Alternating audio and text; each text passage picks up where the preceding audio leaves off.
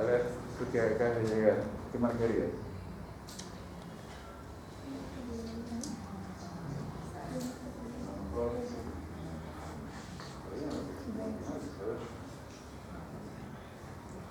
¿Cuál es la respuesta?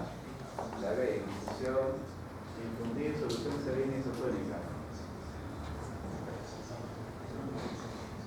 Si la paciente está deshidratada, ya es un comienzo de que seguro que parte de la terapia tiene que involucrar la rehidratación, ¿cierto?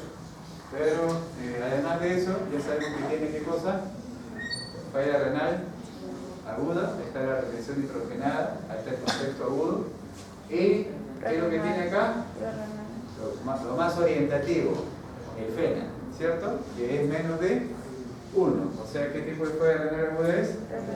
Siempre renal, siempre la terapia será rehidratación, porque la principal causa que es esta, deshidratación, tendremos que corregir. Por eso es de que, en efecto, hay que marcar infundir solución salina isotónica, ¿no? O sea, ¿qué cosa es eso? Cloruro de sodio. No va a administrar furosemida. Si les hubieran puesto acá paciente oligúrica, ¿marcarían furosemida? Tampoco, ¿cierto? Porque lo único que van a hacer es deshidratarla, como a veces increíblemente hacen en emergencia. Terapia de reemplazo renal. ¿Dónde están las indicaciones de diálisis acá? Terapia de reemplazo renal es terapia dialítica. ¿Hay alguna indicación de diálisis acá? No dice nada. Ya acabamos de enseñar las indicaciones de diálisis, ¿cierto? Ahí están. Refractoriedad edema pulmonar, hipercalemia, acidosis metabólica y viremia sintomática. Y esto de acá, destroza, no viene al caso, gluconato de calcio, eso es en el esfera de manejo de las hipercalemias. Muy bien, ¿tienen alguna pregunta? ¿Insuficiencia renal aguda? ¿Después de renal aguda? Ok, de eso se trata el enfoque de la falla renal aguda y cómo responder las preguntas. ¿Ok? Ya está. Muy bien, ahora pasamos a enfermedad renal crónica. Muy bien, ¿cuál es la definición de la enfermedad renal crónica? Bueno, está en dos partes, ¿cierto? Por un lado, ¿qué tenemos? Las definiciones medidas en cuanto a tasa de filtración glomerular se refiere, ¿cierto? Que son las clásicas que se conocen por décadas. Por ejemplo, si el paciente tiene enfermedad renal crónica estadio 5, su filtración es menos de 15. ¿Y cuál es el tratamiento acá? Terapia de sustitución renal, diálisis. ¿Verdad? Y podemos tener los otros estadios, por ejemplo, este de acá, que es muy frecuente, de que el paciente recién se refiere a la nefrología, un paciente ya que tiene enfermedad renal crónica, digamos, moderada, fíjense que la filtración ya está a menos de 60, ¿cierto? Menos de 60, ¿no? Ya cuando el paciente ya la filtración la tiene menos de 60, es ahí cuando recién empieza a manifestar ya algunas sintomatología, algunas alteraciones, ya sea de la esfera de la anemia, del fósforo, pero donde recién se mostrarán propiamente ya estas manifestaciones clínicas serán en el estadio 4. O sea, no propiamente ni en el 1 ni en el 2, ni siquiera a veces en el 3, sino en el 3 ya empiezan los cambios, eso sí, desde acá empiezan los cambios, pero donde ya el paciente estará sintomático será en el estadio 4. O sea, ¿en qué estadio el paciente tendrá prurito por la hiperfosfatemia? ¿En qué paciente estará hiporéxico por la acidosis metabólica? ¿En qué estadio estará con fatiga, cansancio, deficiencia de concentración, sueño por la anemia? En el estadio 4 y ni qué decir el 5, ¿cierto? Muy bien, entonces ya estará acá comprometido clínicamente, ¿ya? Muy bien. Pero entonces hay un bloque de definición que ya saben que es mira propiamente el filtrado glomerular, y el otro, ¿qué cosa es? Los biomarcadores de daño renal. Eso también se necesita para el diagnóstico. Entonces, fíjense, para que un paciente tenga enfermedad renal crónica, ¿qué debe tener? Anormalidades del sedimento, anormalidades detectadas por histopatología, una biopsia, anormalidades detectadas por ecografía, si es trasplantado también, porque siempre será nefrópata, pero también la presencia de proteinuria. Si un paciente tiene proteinuria, fíjense que también se considera un biomarcador de daño renal, ¿ya? Entonces, ¿cómo detecto la proteinuria? Ya sea en albuminuria, ¿cierto? En una orina de 24 horas por encima de 30, o una muestra de orina al azar que busca la relación albúmina-creatinina de la orina al azar también mayor de 30. Digamos que ahí el corte para acordarse debe de ser 30. Muy bien. ¿Cuánto tiempo necesito para decir que tiene insuficiencia renal crónica en cuanto a estas alteraciones? ¿Cuánto tiempo? Más de 3 meses. Muy bien, ¿no? Y la definición clásica siempre es, y que por si acaso sí varía, es cuando la filtración glomerular es menos de 60, ¿cierto? Menos de 60 por más de 3 meses en cuanto a depuración, tenemos enfermedad renal crónica o alteraciones de biomarcadores como proteinuria más de 3 meses. O sea, si un paciente tiene proteinuria más de 3 meses, a pesar que su filtrado glomerular está normal, también está dentro de la definición de enfermedad renal crónica según la National Kidney Foundation. Muy bien, acá es lo mismo. ¿Cómo evalúo la proteinuria en una persona? Uno, ¿qué cosa le piden a los pacientes? Que recolecte la orina de 24 horas, ¿cierto? Para ver si tiene proteinuria. Pueden pedir proteinuria o albuminuria, ¿cierto? Ok. Digamos que los estándares recomendados es búsqueda de albuminuria, ¿ya? Albuminuria. Muy bien. Si ya tiene más de 30 miligramos en la orina de 24 horas, ya se considera microalbuminuria. Y si el paciente no puede recolectar la orina de 24 horas, una orina al azar, ¿cierto? Para ver la relación albúmina-creatinina. ¿Cuánto es el corte? Mayor de 30 también. Listo. También podría evaluar qué cosa es esto. Las tiras reactivas, pero recuerden que eso solo valora cualitativamente, ¿cierto? En cruces, no es exacta la interpretación de cruces con lo cuantitativo, es amplio la variabilidad. Pero claro que como screening me puede ayudar a detectar si el paciente tendría daño renal. Miren, cuando yo hablo de proteinuria, fíjense, normalmente fisiológicamente las proteínas en la orina pueden provenir ¿de dónde? De las proteínas de bajo peso molecular. 40% de la proteína de Tan-Horsfall es una proteína fisiológica que se excreta a nivel de enlace ascendente o descendente, ¿cierto? Eso es normal. Y hay un 40% de albúmina que recuerden de que hay una cantidad de albúmina ínfima que se excreta en la orina, ¿no? Que justamente es menos de esos 30 miligramos, ¿verdad? Ok, entonces la proteinuria fisiológica de menos de 30 miligramos está relacionada con estas proteínas normales. Pero las patológicas se consideran propiamente desde la microalbuminuria por encima de 30, como ya hemos dicho, o la patológica por encima ya de 300.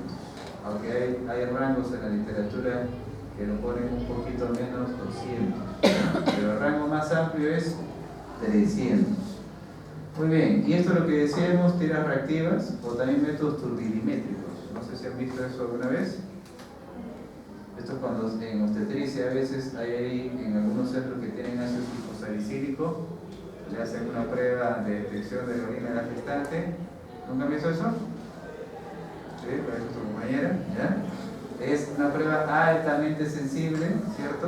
Si se opacifica, simplemente detecta proteinuria, ¿ya? Es una prueba igual cualitativa. Muy bien, acá lo que nos interesa son las cuantitativas. Muy bien, para recordar también, ya que estamos hablando de proteinuria, es de que hay 3 tipos de proteinuria.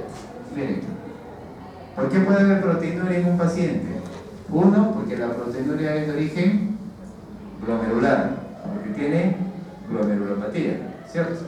Si por ejemplo tiene diabetes y tiene daño glomerular, entonces tendrá proteinuria. 2, porque puede tener proteinuria tubular, o sea, se filtra lo normal, pero no se reabsorbe. Como no se reabsorbe, se pierde en la orina, y esto es donde se ve en intoxicaciones, drogas o en la nefropatía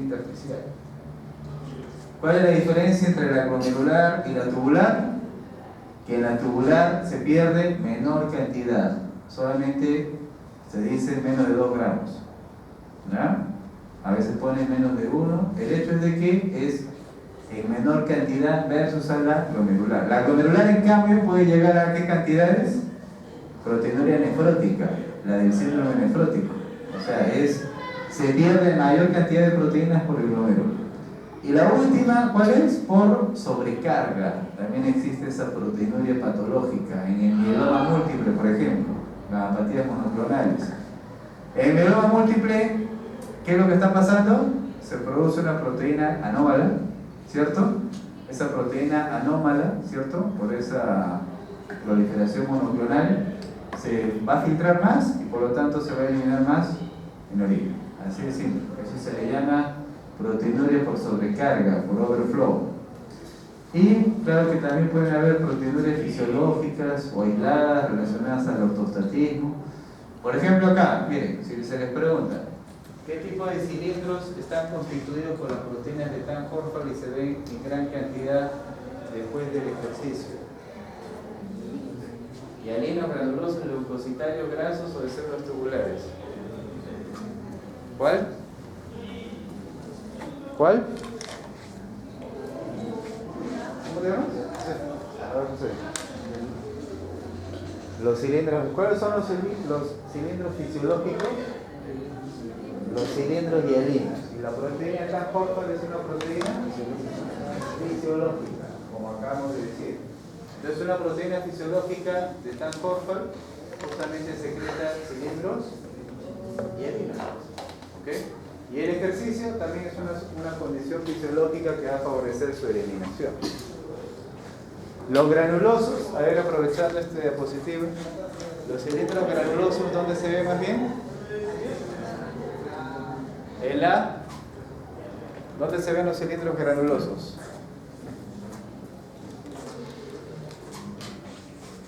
En la enfermedad renal crónica. Ahí se ven cilindros granulosos.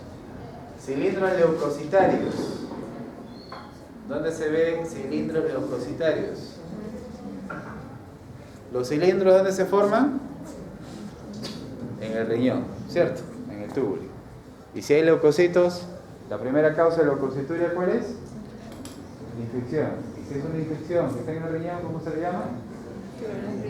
Pielonefritis, ¿cierto? Cilindros grasos o serios, es sinónimo. ¿Ya? Serios o grasos. Si hay grasos es porque hay lipiduria. ¿Dónde hay lipiduria? En el síndrome nefrótico, ¿cierto? Muy bien. Y esto de acá no tiene impacto. Muy bien, relación entre tasa de filtración glomerular y creatinina, tanto en hombres como en mujeres, diferentes razas. Fíjense, acá está la tasa de filtración glomerular. Fíjense que mientras se va reduciendo la filtración glomerular, evidentemente la creatinina se va a tener que elevar. Pero fíjense de que la elevación en realidad se hará notoria ya cuando las filtraciones glomerulares ya estén por debajo de 30, 20 mililitros. ¿Se dan cuenta? Hasta antes de esto, fíjense, la creatinina, digamos que la creatinina que está acá va ascendiendo pero lentamente. A pesar de que haya una reducción del filtrado glomerular importante, fíjense, de cada 20 mililitros se va perdiendo de forma notable, pero a pesar de que la tasa de filtración glomerular se va reduciendo así en forma importante, la elevación de la creatinina es lenta. Recién sube en forma importante ya cuando el filtrado es menos de 20 de 15, o sea, la creatinina propiamente no se consideraría pues un excelente marcador, ¿no? Lo que hay que hacer, ¿qué cosa es? Valorar, ¿qué cosa? La tasa de filtrado glomerular o la depuración de creatinina, ¿ya? Para valorar propiamente una enfermedad renal crónica. Muy bien. Muy bien, entonces volviendo a la insuficiencia renal crónica, que ya hemos dicho su definición, ¿cierto? En cuanto a reducción del filtrado glomerular o a la presencia de biomarcadores. Miren todas las alteraciones que tiene a nivel sistémico, ¿ya? Esto será evidente cuando hemos dicho, cuando el paciente ya está en el estadio 4, ¿cierto? Puede empezar desde el estadio 3. Por ejemplo, ¿qué cosa? Cambios hematológicos. ¿Cuál es el síntoma, digamos, más frecuente de un paciente que tiene enfermedad renal crónica? ¿Cuál es el síntoma? ¿De qué se queja más el paciente?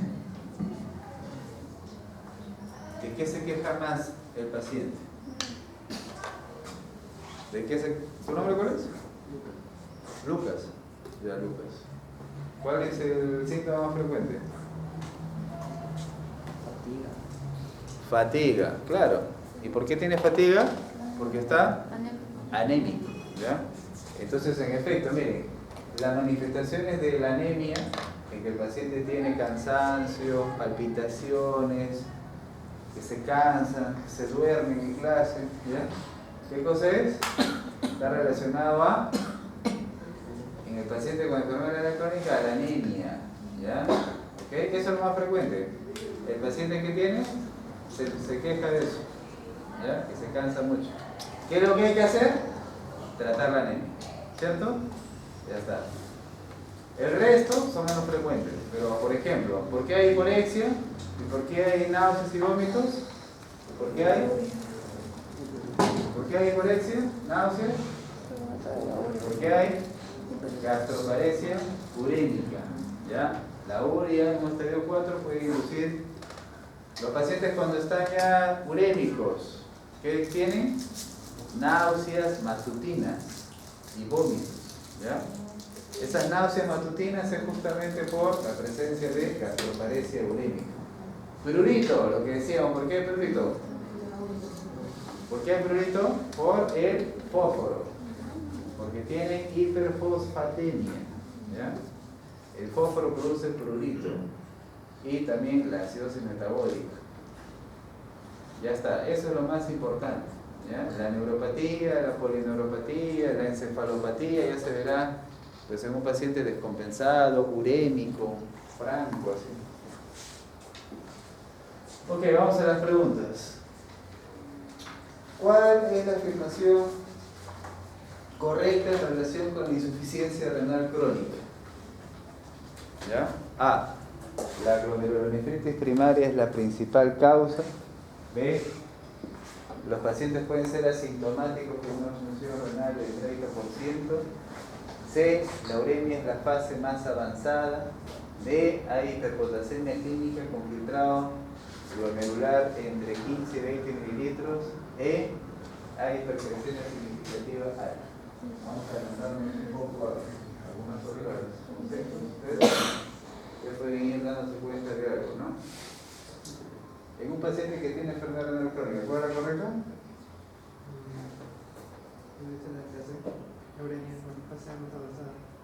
La uremia es la fase más avanzada.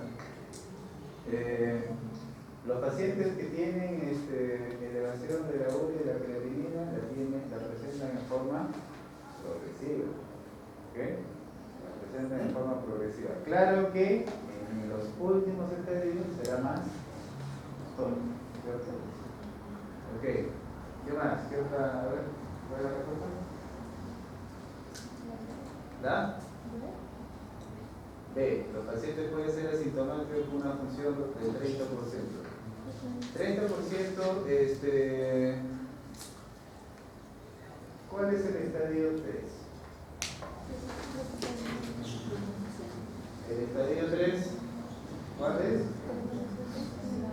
De 60 a 30%, ¿cierto? Y cuando ya está entre 30 y 15, estamos hablando del estadio 4. ¿Qué cosa hemos dicho de la sintomatología de los pacientes? Que la sintomatología se presenta ya no en una fase 1, ¿cierto? No está en una fase 2, sino está ya prácticamente cuando ya tenemos una fase avanzada, ¿okay? De la enfermedad. ¿Okay? Entonces, por esa razón, esto de acá está relacionado. El paciente todavía puede estar asintomático, donde se hace más clínico, más notoria la sintomatología cuando ya está avanzada.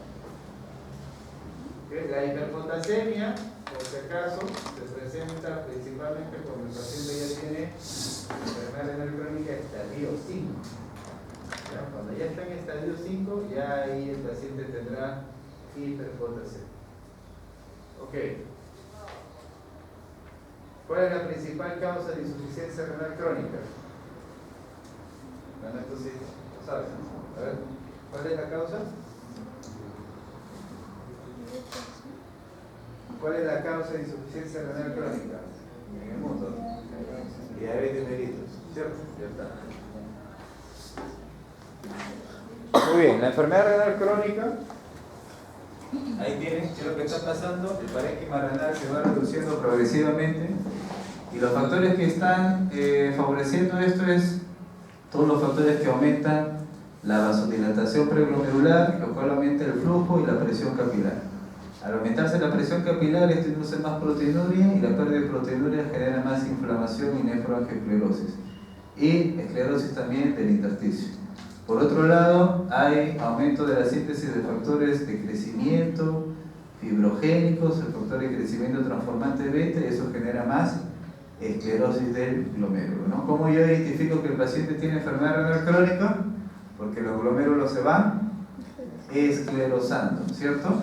El intersticio se va fibrosando. Muy bien, por eso es que se reduce de tamaño, se va atrofiando progresivamente. Factores de riesgo bien conocidos, además de la diabetes, está la hipertensión arterial, como ven acá. Y la hipertensión arterial también, fíjense, que va a generar hiperfiltración. La hiperfiltración, como estamos refiriendo, va a generar los mecanismos que hemos puesto acá, ¿cierto? Va a favorecer mayor proteinuria y la proteinuria genera más inflamación. Muy bien, hablemos cuáles son las manifestaciones que hay que hablar en la enfermedad renal crónica. Anemia e hiperfosfatemia. ¿Ya? Hablemos de la anemia. ¿Por qué hay anemia? Ya todos reconocen muy bien una causa común. ¿Cuál es? Deficiencia de eritropoyetina. Pero otras serán, fíjense, ya no vivirá 120 días el eritrocito, sino solamente vive 60 días, hay acortamiento de su vida media. Hay pérdidas hemáticas, ¿ya? Hay pérdidas invisibles por gastrointestinales de los pacientes que tienen enfermedad renal crónica, lo cual está relacionado también a la gastroparesia urémica.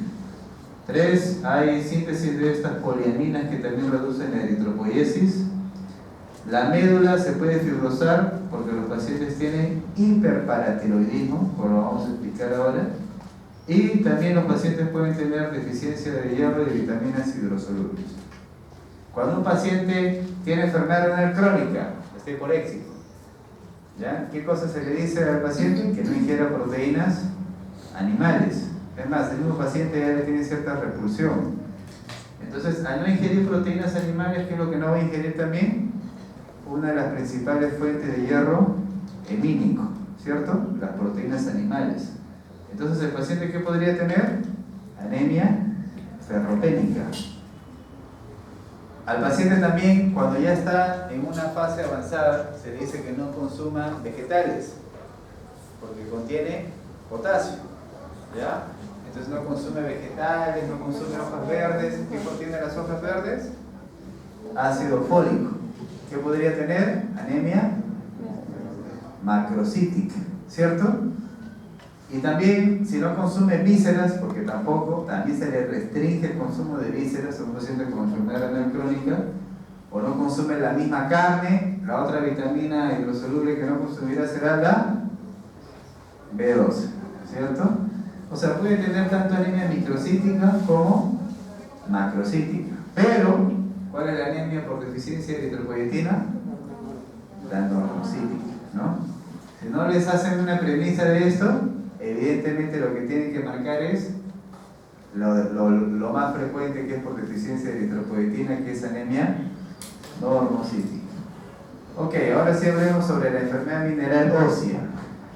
¿Cómo es la alteración cómo se entiende la enfermedad mineral ósea? Cuando un paciente, fíjense, tiene reducción del parénquima y de la función renal, ¿qué es lo que está produciendo menos? Vitamina D, ¿cierto? Ya no está produciendo calcitriol. Y por otro lado, ¿qué es lo que tenemos acá? Que el fósforo va aumentando progresivamente. El fósforo proviene de la dieta. ¿cierto? Cada vez que uno come carnes, está ingiriendo fósforo, ¿cierto? Cuando el paciente tiene el parénquima que se va reduciendo, también se va reduciendo su capacidad de eliminar fósforo. Si ya se pierde la capacidad fosfatúrica, entonces ¿qué va a pasar? Habrá poco a poco un balance positivo de fósforo. Y el problema empieza por ahí, por la retención progresiva de fósforo. ¿Qué más tenemos acá? La deficiencia de calcitriol, la de la vitamina D. La deficiencia de calcitriol también puede generar que discretamente baje el calcio, ¿verdad? Pero el problema principal es el fósforo. Fíjense qué es lo que va a pasar cuando hay aumento de fósforo. Cuando hay aumento de fósforo, ¿a quién se va a estimular? A la paratormona. ¿Por qué razón? Porque la paratormona es fosfatúrica, ¿verdad? Entonces, en forma compensatoria, existe un hiperparatiroidismo secundario. ¿Y el calcitriol reducido qué tiene que ver con la paratormona? El calcitriol es el principal inhibidor de la paratormona. Entonces, al reducirse el calcitriol, se pierde su mecanismo de inhibición y por lo tanto habrá hiperparatiroidismo secundario. Muy bien. ¿Y lo otro cuál será? Fíjense, también aumenta este péptido, el FGF23, que es bien conocido. Ese péptido, ¿qué es lo que también está induciendo? Fosfaturia. ¿En qué caso se libera? Justamente por el incremento de fósforo. El fósforo normalmente se deposita en el hueso, ¿cierto? Pero cuando hay una excesiva cantidad de fósforo, ya el hueso se defiende, forma esta proteína para eliminar fósforo por la orina. Por eso este péptido aumenta también. Y además, fíjense de que este FGF23 inhibe a la enzima que normalmente produce vitamina D. O sea, ¿y por qué? Porque a la mayor cantidad de vitamina D se absorbe también más fósforo, ¿ya? Entonces, ese es el mecanismo. Pero ¿qué es lo que va a pasar? El paciente, cuando tiene enfermedad renal crónica y digamos que su enfermedad sigue avanzando, el fósforo se sigue acumulando, la paratormona se sigue sintetizando, sigue incrementándose el fósforo y finalmente, como ya no tiene mecanismos de compensación, al final el fósforo empezará a depositarse, ¿ya? Se empezará a depositar en las arterias. Para que se deposite el fósforo, se deposita junto con el calcio y por eso se producen calcificaciones vasculares, ¿ya? Fíjense de que esto es lo que se le llama enfermedad mineral ósea, ¿ya? A los trastornos de calcio, del fósforo, de la paratormona, de la vitamina D, todo eso son una de las alteraciones analíticas de la enfermedad mineral ósea o por la presencia de calcificaciones vasculares o por esto de acá que se le llama osteodistrofia renal, ¿no? La enfermedad mineral ósea hace años era llamada osteodistrofia renal, o sea, todos los cambios óseos que se pueden ocurrir como consecuencia de la elevación de fósforo, etcétera, y de la paratormona. Actualmente la osteodistrofia renal, en realidad, o los cambios óseos, en realidad solo forma una parte de la enfermedad mineral ósea. Y cuando hablamos de cambios óseos, nos estamos refiriendo a los cambios que están relacionados con el incremento de la paratormona. Muy bien, ahora sí vamos a las preguntas. ¿Okay? A ver. Varón de 50 años, consulta por debilidad, fatiga, náuseas y hiporexia. El examen físico, presión arterial de 170 con 100 milímetros de mercurio, palidez, ruidos cardíacos normales, la analítica de hemoglobina 8.5, urea 115, creatinina 4.5, potasio 5.5, calcio 7.8, fósforo 6. El calcio, los valores normales van de 8 a 10, fósforo de 3.5 a 5.5. Entonces está el calcio discretamente disminuido y el fósforo está aumentado. ¿Cuál de los siguientes no es una indicación correcta? A. Dieta alta en fosfatos. B. Eritropoyetina subcutánea. C. Carbonato de calcio. Dieta baja en proteínas. Control de la presión arterial. A ver, ¿cuál es la respuesta?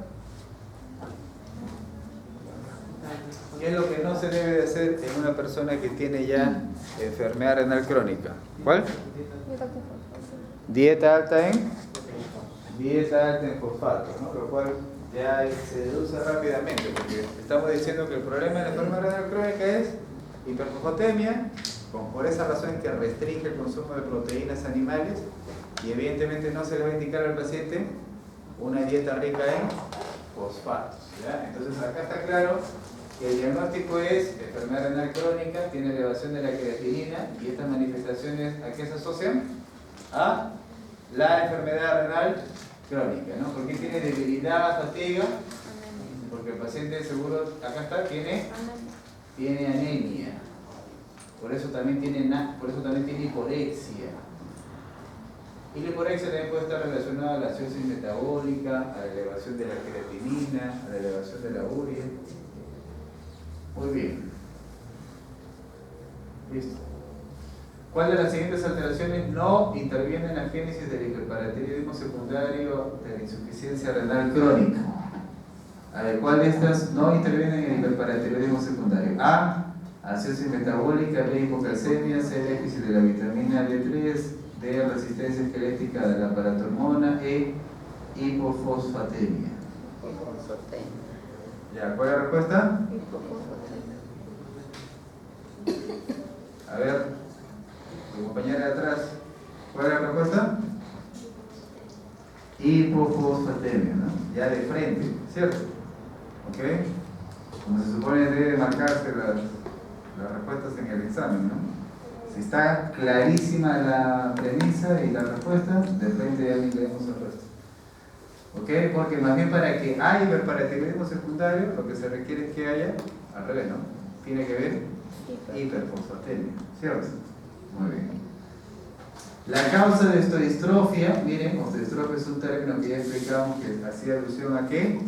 Al compromiso óseo en los pacientes con enfermedad renal crónica. En los casos de insuficiencia renal crónica es A.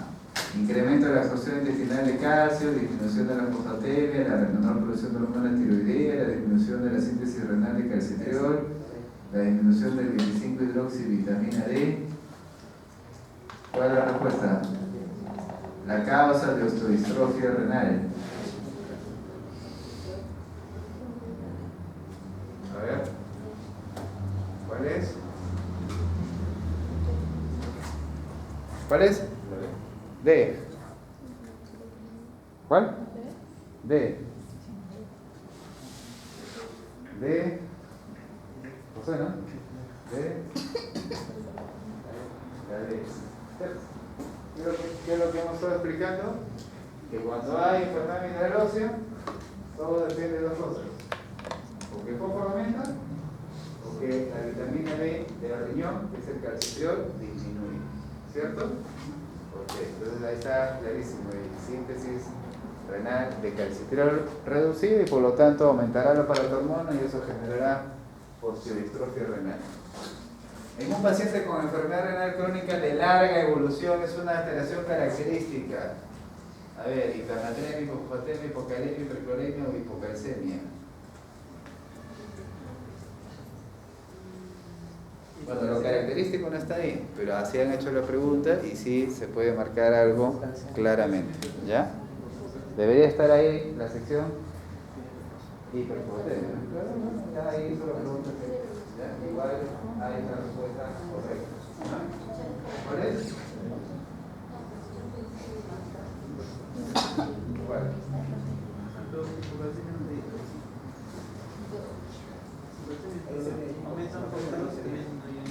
Muy bien. Hay una, recuerden de que, claro, hipocalcemia, la explicación es de que justamente como no hay calcitriol, también se absorbe menos calcio, pero la otra razón es porque ambos minerales siempre tienen una relación inversamente proporcional, ¿no? Si aumenta el fósforo, baja el calcio. El organismo siempre respeta ese principio, porque si no lo respeta, ¿qué pasa cuando aumenta el fósforo y calcio al mismo tiempo en la sangre? Se encuentran y forman un complejo insoluble. Y como complejo insoluble, se deposita en cualquier zona, por ejemplo, tejidos blandos, arterias, etc. ¿Ya?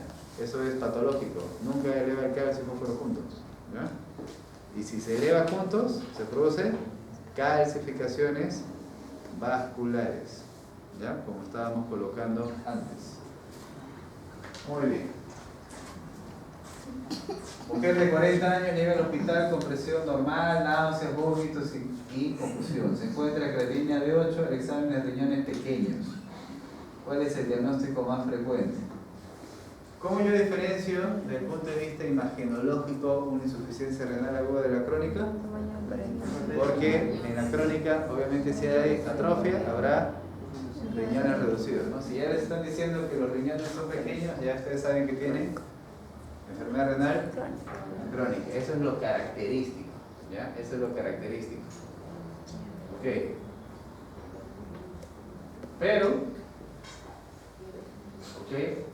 Pero también hay unas causas de enfermedad renal crónica que no respeta ese criterio, ¿no?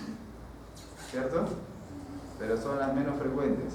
Sin embargo, acá no tendríamos por qué preocuparnos porque nos están preguntando por las causas frecuentes de enfermedad renal crónica.